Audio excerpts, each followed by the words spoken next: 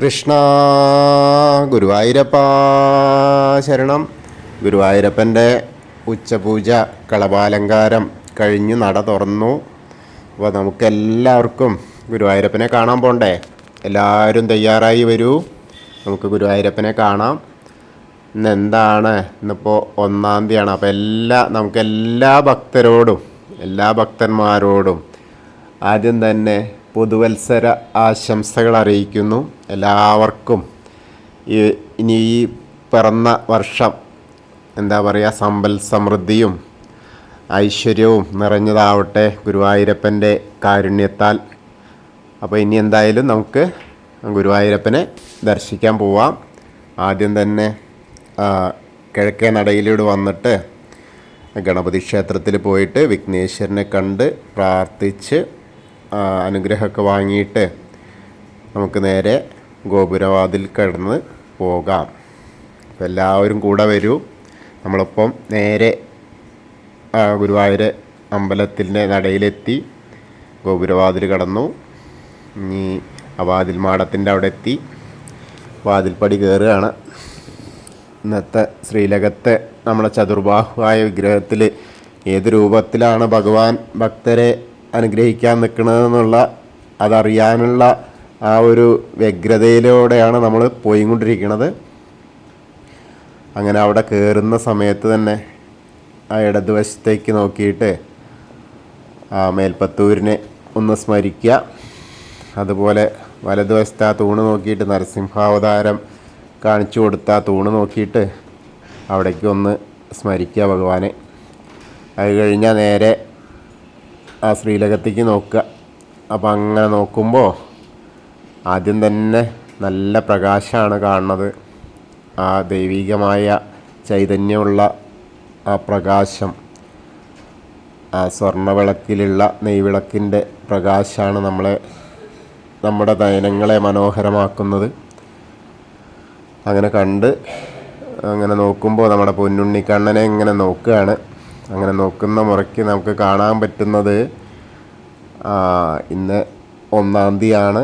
ആ 1-ാം തീയതിക്ക് അനുസരിച്ച് തന്നെയാണ് ഇന്നത്തെ ആദ്യ അവതാരമായ മത്സ്യാവതാരമാണ് ഇന്ന് ഗുരുവായൂർ അമ്പലത്തിൽ ചതുർബാഹുവായ ആ നാരായണ വിഗ്രഹത്തിൽ ചാർത്തിയിട്ടുള്ളത്.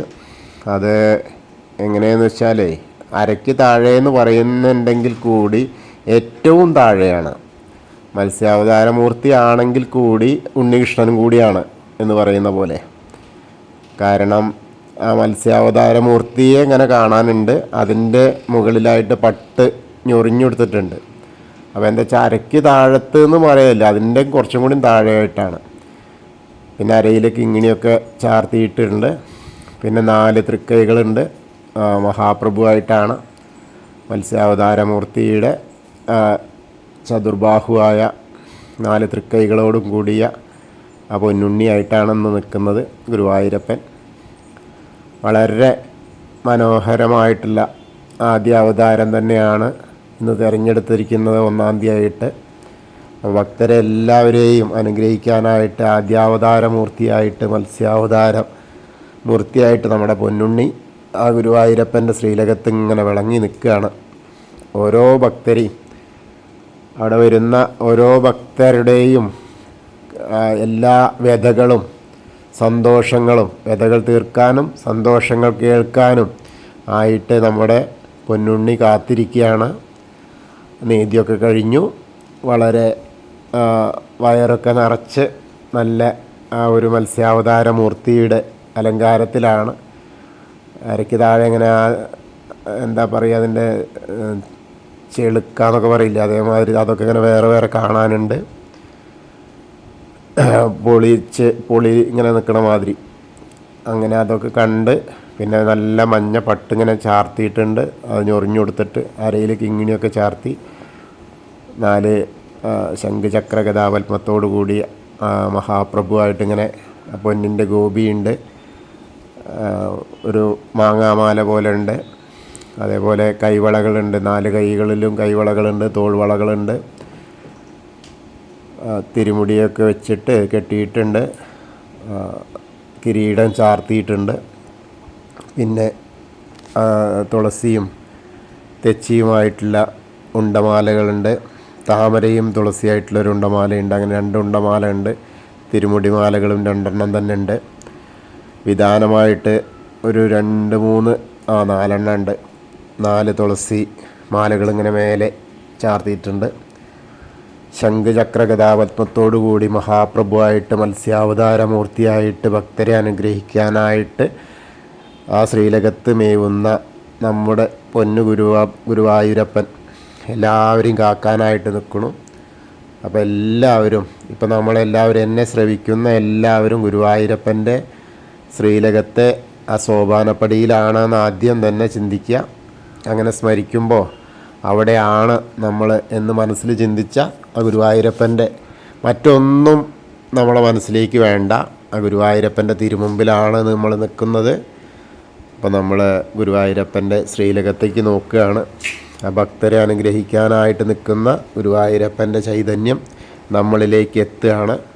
അപ്പോൾ എല്ലാവരും കണ്ടു തൊഴുതോളൂ, മനം നിറച്ച് കണ്ടു തൊഴുതോളൂ. ഗുരുവായൂരപ്പനെ സ്മരിച്ച്, മത്സ്യാവതാരമൂർത്തിയെ സ്മരിച്ച് കണ്ടു തൊഴുക. എല്ലാ ആഗ്രഹങ്ങളും ഇതൊക്കെ പറയുക. എല്ലാ വ്യതകളും നീക്കാനായിട്ട് ഹരിയായിട്ട് നമ്മളെ കാത്തു നിൽക്കുന്നു. അപ്പോൾ കണ്ടു തൊഴുതോളൂ.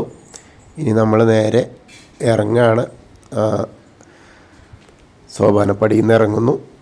അങ്ങനെ ഇറങ്ങിയിട്ട് നേദ്യം തയ്യാറാക്കുന്ന ഗണപതി ഹോമം ഒക്കെ ചെയ്യുന്ന ആ നിവേദ്യത്തിൻ്റെ തിടപ്പള്ളിയിലേക്ക് നോക്കി തൊഴുതുന്നു.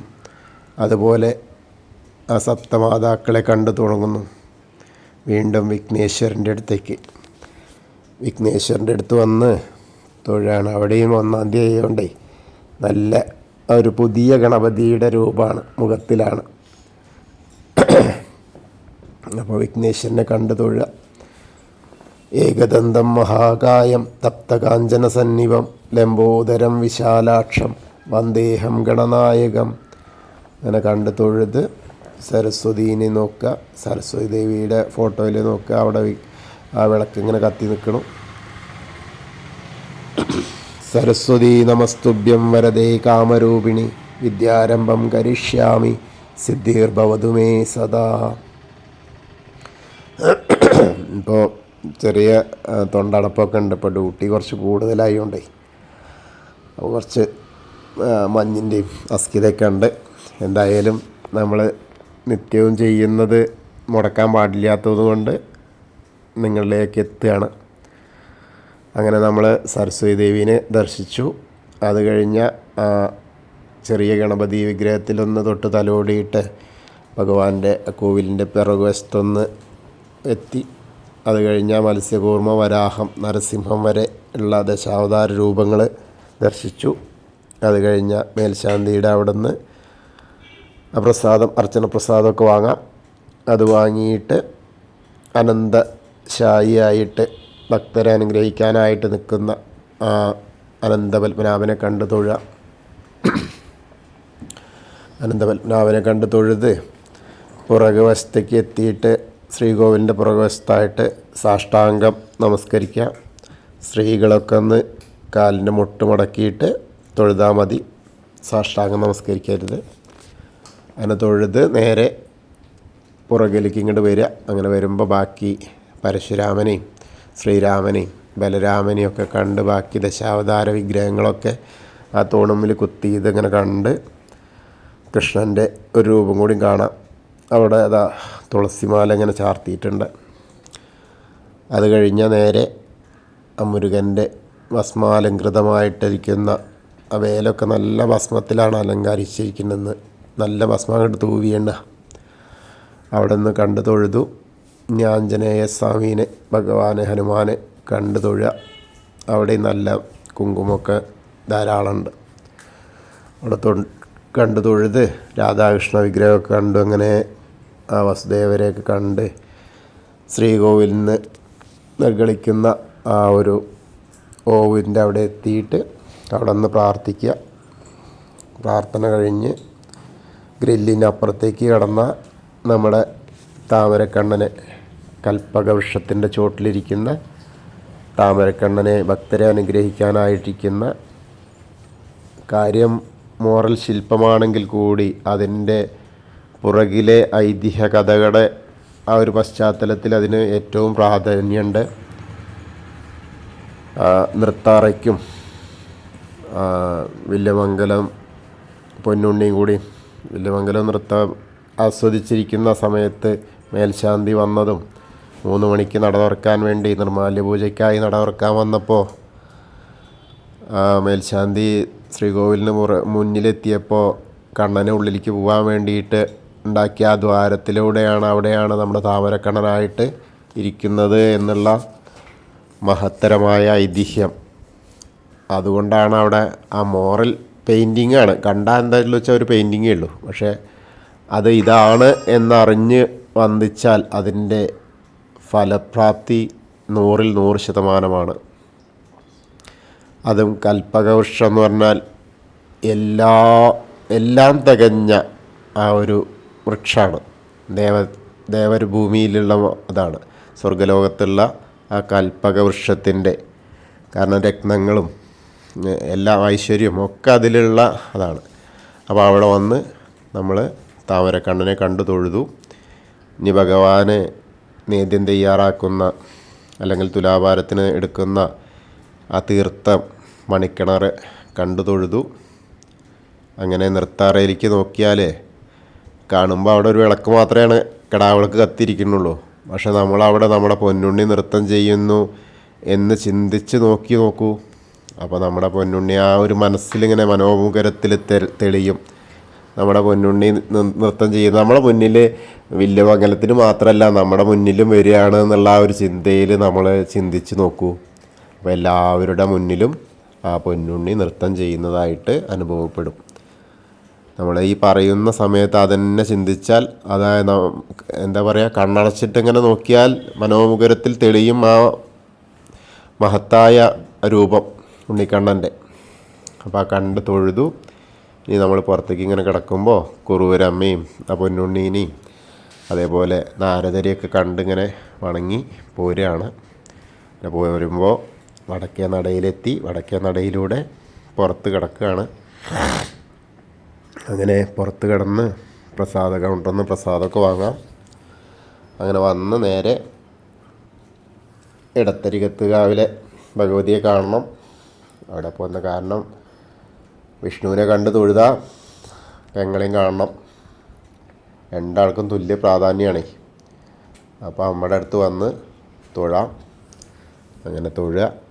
കുറച്ചൊക്കെ തിരക്കുണ്ട്, ബുധനാഴ്ചയാണ്. അങ്ങനെ വരുമ്പോൾ അമ്മയും അതേപോലെ ആ പുതുവർഷ പുലരിയിൽ മക്കളെ അനുഗ്രഹിക്കാനായിട്ട് പട്ടൊക്കെ ഞൊറിഞ്ഞെടുത്ത് ധാരാളം മാലയൊക്കെ ഇട്ടിങ്ങനെ സുസ്മേരവതനായിരിക്കുന്ന നമ്മുടെ പൊന്നുണ്ണിയുടെ അതേപോലെ അമ്മയും. അപ്പോൾ ആ അമ്മയുടെ അനുഗ്രഹം കിട്ടാനായിട്ട് പ്രാർത്ഥിക്കാം. സർവമംഗളമാംഗല്യേ ശിവേ സർവാർത്ഥസാധികേ ശരണ്യേ ത്രയംബകേ ഗൗരി നാരായണി നമോസ്തുതേ. അങ്ങനെ അമ്മയെ കണ്ടു തൊഴുതു. ഇപ്പോൾ താലപ്പൊലി 5-ാം തീയതി പിള്ളേര് താലപ്പൊലി. ദേവി ദിവസവും വൈകുന്നേരം പുറത്തേക്ക് എഴുന്നള്ളിപ്പുണ്ട്. ആനയായിട്ട് ആനപ്പുറത്ത് ഇരുന്നിട്ട് പുറത്തേക്ക് എഴുന്നള്ളിപ്പ് ഇങ്ങനെ കാണാം. ശിവേലി കഴിഞ്ഞ ഉടനെ രാത്രിത്തെ അത്താഴ ശിവേലി കഴിഞ്ഞ വരുന്ന ആളുകൾക്കൊക്കെ പുറത്തുനിന്ന് അത് കാണാൻ കേട്ടോ. അപ്പോൾ അതൊക്കെ കണ്ട് തൊഴാം. ആനപ്പുറത്ത് ഭഗവതി ഇങ്ങനെ പുറത്തേക്ക് ഇറങ്ങും. ആ വെളിച്ചപ്പാടുണ്ടാവും കോമരം. അപ്പോൾ ഒക്കെ കാണാം, കൽപ്പനയൊക്കെ കേൾക്കാം. അങ്ങനെ നമ്മൾ ഭഗവതിയെ കണ്ടു തൊഴുതു. ഇനി മമ്മിയൂരപ്പൻ്റെ അടുത്ത് വരിക. മമ്മിയൂരപ്പനെ കണ്ടു തൊഴുക. നമശിവായ നമശിവായ നമശിവായ എന്നുള്ള പഞ്ചാക്ഷരി മന്ത്രം ജപിക്കുക. മമ്മിയൂരപ്പനെ സ്മരിക്കുക. നേരെ അവിടുന്ന് പോരുമ്പോൾ കൊടിമരം കാണാം. കൊടിമരം നോക്കിയിട്ട് ഇങ്ങനെ വരിക. വരുമ്പോൾ നമ്മൾ അവിടെ എത്തുമ്പോൾ ഒന്നുകൂടി ശ്രീലകത്തേക്ക് നോക്കിയാൽ നമ്മളെ മത്സ്യാവതാരമൂർത്തിയെ ഒന്നുകൂടി കാണാം. മഹാപ്രഭുവിനെ കണ്ട് തൊഴുക. അതിനുശേഷം നേരെ കൂത്തമ്പലത്തിൻ്റെ അവിടേക്ക് വരാം. കൂത്തമ്പലത്തിലേക്ക് നോക്കിയാൽ അവിടെ കിടാവിളക്ക് കത്തണം. അവിടെ നോക്കി തൊഴുത് നേരെ അയ്യപ്പസ്വാമിയുടെ അവിടെ വരാം. അവിടെ ഇന്ന് പുതുവത്സരം തന്നെയാണ്. ഒക്കെ എല്ലാവരും പുതുവത്സരത്തിൽ തന്നെയാണ് ഇരിക്കുന്നത്. അലങ്കാരപ്രിയനായ അയ്യപ്പൻ അലങ്കാരത്തിൽ തന്നെയാണ്. ഭൂതനാഥ സദാനന്ദ സർവഭൂതദയാപര രക്ഷ രക്ഷ മഹാബാഹു ശാസ്തേ സ്തുഭ്യം നമോ നമ. അങ്ങനെ അയ്യപ്പസ്വാമീനെ പ്രണമിച്ചിട്ട് ഒന്ന് വലം വെച്ച് നേരെ പടിഞ്ഞാറ് നടയിലെത്തി ദീപസ്തംഭം കണ്ടു തൊഴാം. അതുപോലെ കൊടിമരത്തിലെ ബാലഗോപാലനെ വേണുഗോപാലനെ കണ്ടു തൊഴാം. അപ്പോൾ അങ്ങനെ നമ്മൾ ഇന്നത്തെ ഉച്ചപൂജ എൻ്റെ കൂടെ വന്നു. എല്ലാവരും ആ ഗുരുവായൂരപ്പനെ കണ്ടു തൊഴുതു. മത്സ്യാവതാരമൂർത്തിയെ കണ്ടു തൊഴുതു. കൃഷ്ണായ വാസുദേവായ ഹരേ പരമാത്മനെ പ്രണതക്ലേശനാശായ ഗോവിന്ദായ നമോ നമ. അപ്പോൾ ഇന്നത്തെ അലങ്കാരവും ആ ഉച്ചപൂജയും എല്ലാവരും കണ്ടു തൊഴുതു കേട്ടോ. അപ്പോൾ ഗുരുവായൂരപ്പൻ്റെ ഇന്നത്തെ അലങ്കാരം എല്ലാവരിലേക്കും എത്തട്ടെ. എല്ലാവരും ഒന്ന് ഷെയർ ചെയ്യുക. കേൾക്കുന്നവരൊക്കെ സബ്സ്ക്രൈബ് ചെയ്യുക. ഷെയർ ചെയ്യലാണ് പ്രാധാന്യം. കാരണം എന്താ വെച്ചാൽ മറ്റുള്ള ഭക്തരിലേക്ക് കൂടി എത്തട്ടെ. അപ്പോൾ ഒന്ന് എല്ലാവരും പരിശ്രമിക്കുക. എല്ലാവർക്കും പുതുവത്സരാശംസകളോടുകൂടി ഗുരുവായൂരപ്പൻ്റെ അനുഗ്രഹം ലഭിക്കട്ടെ. ഹരേ കൃഷ്ണ. എല്ലാം കൃഷ്ണാർപ്പണം.